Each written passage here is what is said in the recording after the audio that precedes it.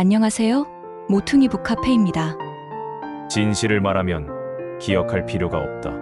한없이 유쾌하지만 세상을 누구보다도 날카롭게 꿰뚫어본 작가. 오늘은 미국 문학의 거장 마크 트웨인의 인생 이야기입니다. 미국 문학의 아버지로도 불리는 마크 트웨인의 삶은 그가 남긴 소설보다 더 극적이었습니다. 가난한 소년, 이야기꾼이 되다. 마크 트웨인. 하지만 그건 그의 필명이고 진짜 이름은 샤무엘 레몬 클레멘스였습니다. 1835년 미국 미주리주 작은 마을에서 태어난 그는 가난한 집안 사정 속에서 어린 시절을 보내야 했습니다. 그가 자란 마을 한니벌은 강이 흐르는 도시였고 그 풍경과 인물들은 훗날 톰 소여의 모험과 허클베리 핀의 모험에 그대로 녹아들게 됩니다. 그가 겨우 11살이었을 때 아버지가 사망하자 어린 샤무엘은 생계를 위해 학교를 그만두고 인쇄소 견습공으로 일하기 시작합니다. 이때 다양한 책을 접하면서 글에 대한 애정을 키우게 되었고 이후 미시시피강의 증기선 조종사로 활동하면서 인생의 전환점을 맞게 됩니다. 마크 트웨인이라는 필명도 바로 그때의 항해 용어에서 가져온 말이죠. 마크 트웨인이란 두길 물속의 소고로서 배가 지나가기에 안전한 수심을 의미합니다. 원래는 미시시피강에서 수심을 확인하는 도선사의 외침이었죠. 트웨인은 자신의 동생 헨리도 설득하여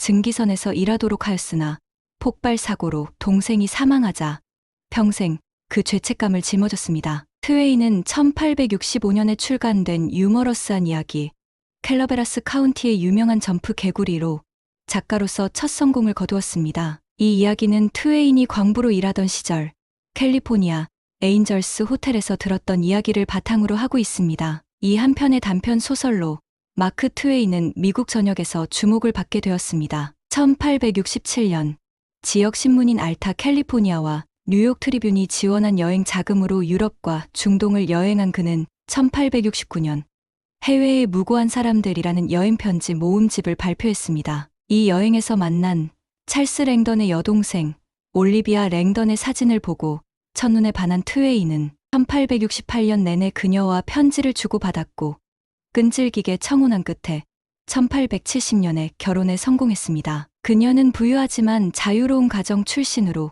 그녀를 통해 트웨인은 사회주의자이자 원칙주의 무신론자이자 여성의 권리와 사회적 평등을 위한 활동가, 그룹인 폐지론자들을 만났습니다. 그는 소설과 논픽션을 모두 썼으며 명성이 높아지면서 많은 사람들이 찾는 연설가가 되었습니다. 산문과 연설 모두에서 그의 재치와 풍자는 비평가와 동료들로부터 찬사를 받았으며 트웨인은 대통령, 예술가, 산업가, 유럽 왕족의 친구가 되었습니다.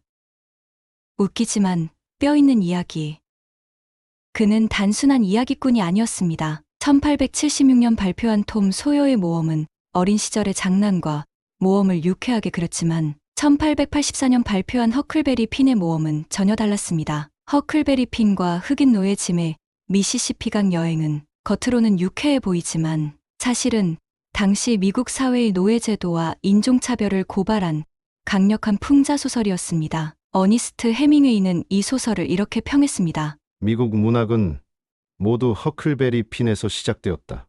그의 작품 속 유머는 단순히 웃기기 위한 것이 아니었습니다. 그는 위선적인 사회, 권위적인 정치, 왜곡된 종교를 신랄하게 비판했습니다. 그 밖에도 왕자와 거지, 아서 왕궁의 코네티컷 양키 같은 작품들에서 판타지와 역사, 풍자를 넘나들며 글쓰기의 새로운 지평을 열었습니다. 또한 트웨인은 과학적 탐구와 발명에도 관심이 많았습니다. 그는 2차 산업혁명을 선도했던 발명가 니콜라 테슬라와 친했으며 테슬라의 실험실에서 많은 시간을 함께 보냈습니다. 트웨인은 직접 3가지 발명품에 대한 특허를 받기도 하였습니다. 상실과 회의의 시기. 하지만 그토록 밝아 보이던 그의 삶에도 지워지지 않는 어둠이 드리웠습니다. 그가 평생 사랑했던 아내와 3딸 중 2명을 병으로 잃는 상실을 겪었습니다. 게다가 발명품과 출판사에 대한 투자 실패로 전 재산을 잃고 파산에까지 이르게 되죠. 그는 빚을 갚기 위해 세계 순회 강연을 하며 말 그대로 이야기로 살아남은 사람이 됩니다. 이 시기부터 그의 작품은 웃음을 덜어내고 삶의 의미에 대한 회의와 인간 본성에 대한 통찰로 채워지기 시작합니다. 대표적으로 인간이란 무엇인가, 수수께끼 같은 이 존재 같은 후기 작품들은 깊은 고독 속에서 나온 묵직한 질문들이었습니다. 정치에 있어서도 트웨이는 처음에는 하와이 제도에 대한 미국의 이익을 지지하는 발언을 했지만 나중에 입장을 번복하고 1901년부터 1910년 사망할 때까지 미국 반제국주의 연맹의 부회장이 되어 미국 필리핀 전쟁과 미국의 식민주의에 강력히 반대했습니다. 트웨이는 1905년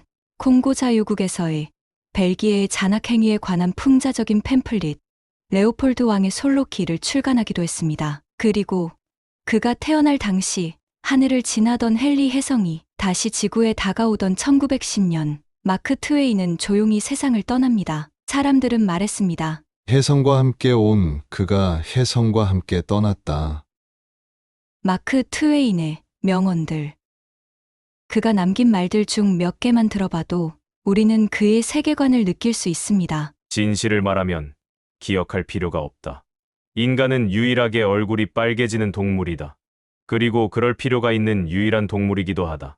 당신이 내 편이라면 난 누가 반대하든 상관없어요.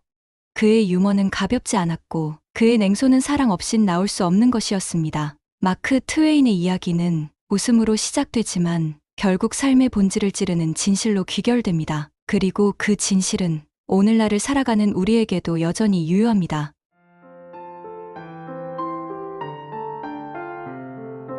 다음 영상에서는 작은 아씨들의 작가 루이자 메이 올콧의 이야기를 준비하고 있습니다. 구독과 좋아요 잊지 말아주세요.